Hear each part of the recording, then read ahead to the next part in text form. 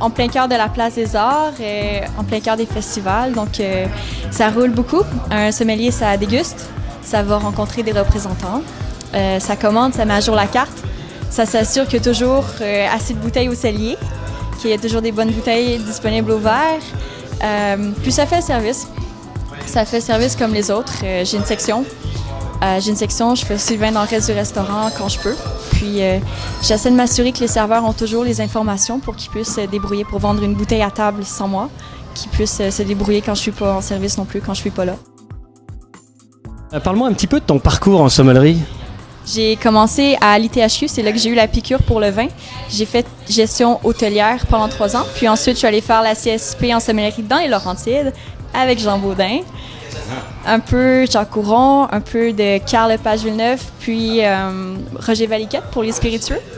Ensuite, je suis allée faire le Court of Master Sommelier Certified à Boston, puis le WSET 3. Stéphanie, si les gens qui nous regardent veulent venir te voir et il y a un vin absolument que tu veux leur recommander, lequel ça serait?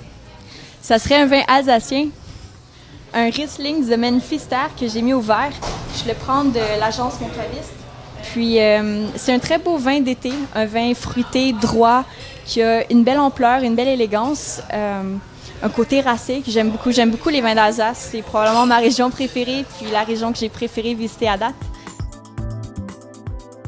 Si on parlait un peu du vin, un peu le vin de tes rêves, celui que tu veux déguster absolument avant d'être grand-mère au coin du feu, ça serait lequel? C'est probablement pas un vin que j'ai déjà entendu parler ou que j'ai déjà rencontré sur mon parcours, mais s'il y en a un qui m'intéresse beaucoup en ce moment, c'est la Petite Sibérie, domaine Le Clos des Fées dans le sud de la France.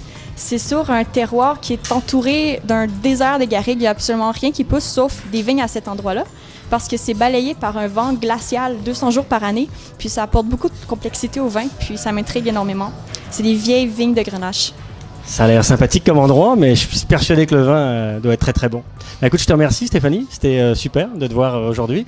Donc c'était Stéphanie Boulet, sommelière à la Brasserie Thé à Montréal. Merci. Merci à toi.